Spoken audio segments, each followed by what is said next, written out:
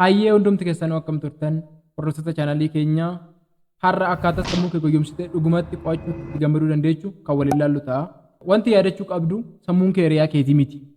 Waa'ee kaayyoo keetiif fuulduratti iddoo gahuu barbaaddu siif hin dhiphatu. Sammuun kee akka nama dadhabaa wayii yeroo hunda bashannana barbaadu wayii waan ulfaataa hojjechuun jaalanne wayii itti lakkaa'e.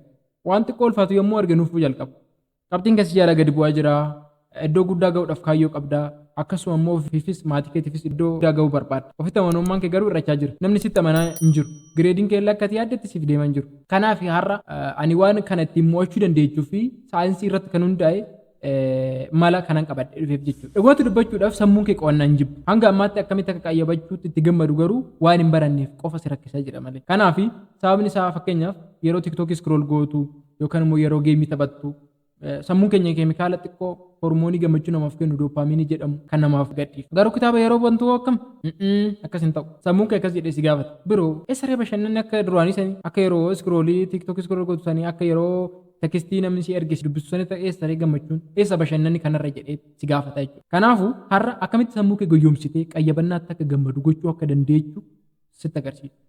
Saayinsii dhugaa fi mala dhokataa tokkoon qabatamaan hojjetan kana fayyadamuudhaan dubbisuudhaaf yommuu gadi teejjatti nuufi akkatti ofirraa fageessuu dandeechu kan waliin ilaallu ta'a jechuudha. Tokkoffaa irratti wanti guddaan nu barbaachisuu jiraate akka sammuun keenya hojjetu baruu. Sammuun keenya akkatti hojjetu yoo hin beekne guyyuu keenya keessatti waan nurratti oolu hin beeknu jechuudha. Maaltu nu gargaara? Maaltu nu gargaara? Keemikaalota sammuu keenya keessaa burqan akkamitti akka waan gaariidhaaf itti fayyadamuu dandeenyu baruun barbaachisaadha jechuudha. Mataa kee keessaa keemikaalli xiqqaan doopaaminii jedhamu wayitu jira. Keemikaalli kun maal godhaa? Yommuu ati waan si gammachiisu hojjettu kan madduudha. Calma maddu yommuu ati waan si gammachiisu wayii hojjettu garuu hin madda jechuudha. Wanti yeroo hojjettu doopaaminii guddaa burqisiise yeroo biraa akka irra deebitee dalagdu si taasisa. Wanti yeroo hojjettu doopaaminii xiqqishuu fi maddisiise immoo yeroo biraa akka ati irra deebitee hojjenne si jibbisa jechuudha. Hojii sunis akka itti fufne si taasisa jechuudha. Kanaaf maalirree? Kanaaf amma wanti nu gochuudha deemnu doopamiin akka yeroo tiktookii scroll goonu san baay'ee maddee toonii akka tiktookii scroll gochuu itti fufnu nu godhu san yeroo dubbisnus akkamitti akka maddisiisnu kan waliin ilaallu jechuudha. Yeroo geemii taphannu doopamiiniin hin burqaa. Doopamiinii leevelii tokkorraa leevelii tokkotti ceena leevelii tokkorraa leevelii tokkotti ceena gaafa kan adda dhaabuun barbaada. Geemii san itti fufuu barbaada. Kophaa taphannu hiriyoota keenya wajjinis taphannu itti fufuu barbaada. Amma yeroo geemii taphannu doopaaminii gaariitu burqaa jechuudha. Doopaaminii baay'eetu burqa. Nu kan gochuu qabnu yeroo kitaaba dubbisnu illee akkasuma jechuudha. Doopaaminiin baay'een akkamitti akka burqu gochuu. Gaafa san dubbisni keenya osoo nu nuffisiisin yeroo dheeraadhaaf itti fufnee dubbisuu dandeenya jechuudha. Yeroo waan nama gammachiisu hojjettu hundumaa fakkeenyaaf chookoleetii yeroo itti nyaachuu ta'uu danda'a. Tekstii hiriyaan keessii barreesse yeroo itti dubbisu ta'uu danda'a.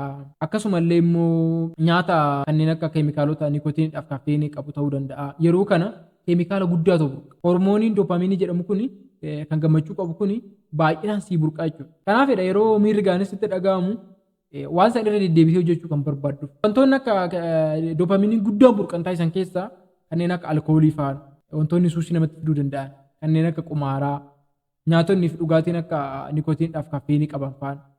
Doopaminiin baay'ee akka dabalu gochuudhaan wanti suusii akkasitti ta'u taasisaa jechuudha. Yeroo waan san fayyadamte doopaminii guddaatu burqaa.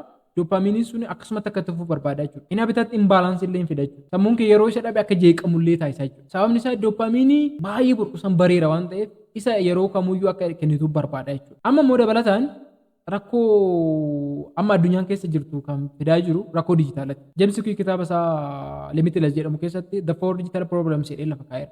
The Four Digital Problems warri jedhamani the first one digital deluge jedhee dubbata. Digital deluge jechuun information overload. Information guyyuma guyyaan gadhiifamaa oola. Daqiiqaadhaan gadhiifamaa jira. Sakandii gadhiifamaa jira. Kun information baay'ee social media yeroo tokko dabarsite nan biraatti dhufu. Yeroo tokko dabarsite nan biraatti dhufu. Gaafa kana maal ta'aa information overload. Sammuun kee information overload kanaan qabama. Kaayyoo isaa galmaan gaachuu dadhabaa jechuudha. The second one is digital distraction jedhee ibsa. Digital distraction jechuun constant notification. Notificationiin constant ta'e kun immoo itti fufaan ta'e yeroodhaan gaafa sii galu digital distraction namatti fidaa jechuudha. Gaafa kuni akka ati daddaftee notification san bantee ilaaltu si muddaa jechuudha. Arjitu check social media kan jennu sun jechuudha. Eree barii dafii bani ilaali notification si dhufeera jedhee si dirqamsa jechuudha. Akkasuma immoo digital dementia. Digital dementia jechuun cognitive decline dandeettiin waa yaaduu keenya gadi bu'aa deemu. Kan biraa digital distraction. Digital distraction jechuun critical thinking keenya dadhabu.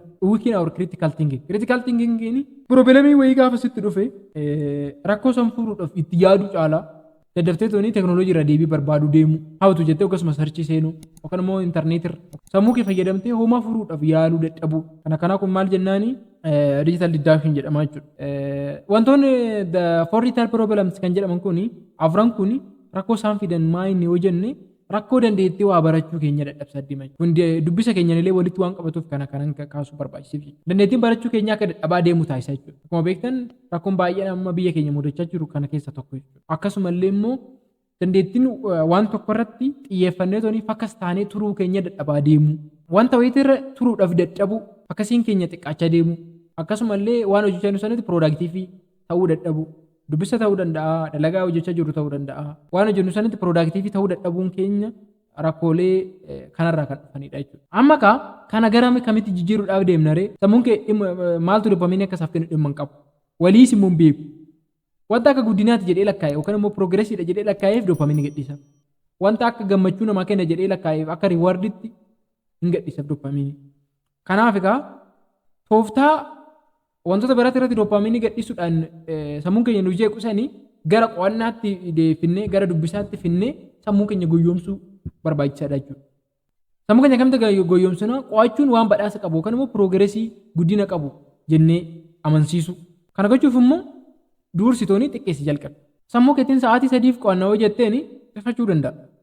Garuu kitaaba baneen fuula 5 qofa dubbisa yoo jetteeni okay sammuun kee akkasiin jedha tole kun immoo salphaadha maarrii siin jedha.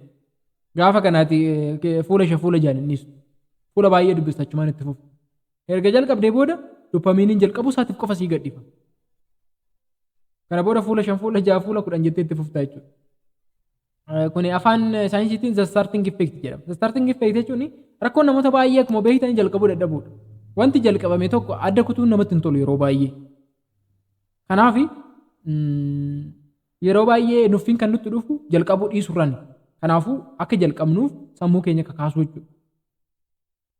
Akkuma kennuuf fakkeenyaaf fiilmii episoodii tokko qofa ilaalattee siizinii hunda isaa xumurtee raftu jechuudha. Akkuma immoo yookaan diraamaa paartii muraasa wayii ilaalattee siitkoomii baay'ee isaa ilaaltee raftu jechuudha. Sammuun kee yoo wayii jalqabee addaan kutuun barbaadu. Akkuma fiilmii faastan dubbisa irratti illee akkasuma. The same logic apply. Sammuun kee al tokko waan tokko erga jalqabee booda xumuruu barbaada. Kanaaf haala sanitti fayyadamu. Piroobilemii illee piroobilemii guddaadhaan jalqabu dhiisu. Wantoota easy ta'an irraa jalqabu. Gaafa kana sammuun keenya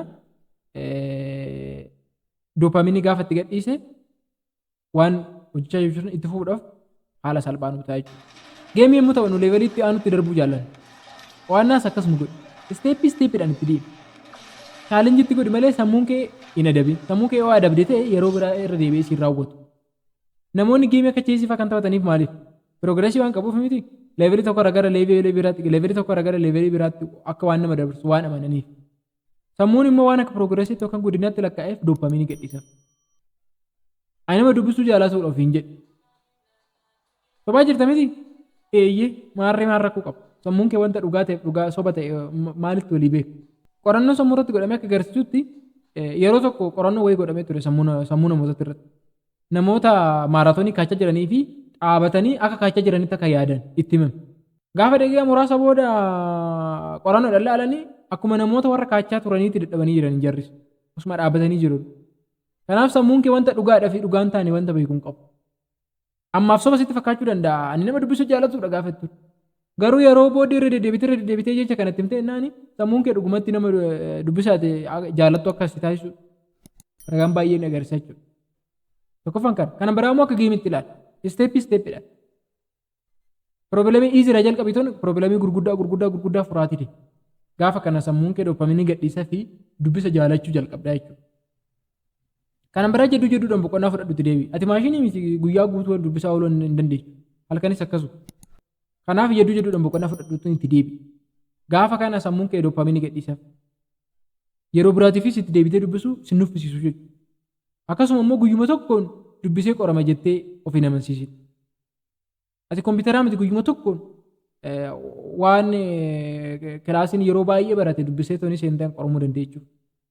Namoonni tokko ani yaadadha yeroo baay'ee ani yoosuman dubbisee fixadhanii tooni namoonni sa'aatii muraasa qofaaf guyyaa qorumsi geebichaan kan dubbisan. Kun garuu dhiibbaa guddaa qabaata. Yeroo tokko eeyyee taaktiikni ibsu hojjechuu danda'a. Garuu yeroo hunda wanta kanaas hin hojjetu. Kanaafuu xiqqeessituun jala jala akka sammuun kee dhiphannetti dubbisa barsiisi. Sana booda nama dubbisa taatu jaalatu taatee of argita jechuudha dhumarratti. Kanaaf hanga ammaatti waan dhufan turtaniif galatoomaa. Kan amma waliin jenne keessaa kam jaalattan komentii irratti nu barreessaa. Waan dhufan turtaniif baay'ee galatoomaa. Yeroo gaarii amma viidiyoo biraatiin wal agarratti yeroo gaarii sinan galateeffadha. Thank you.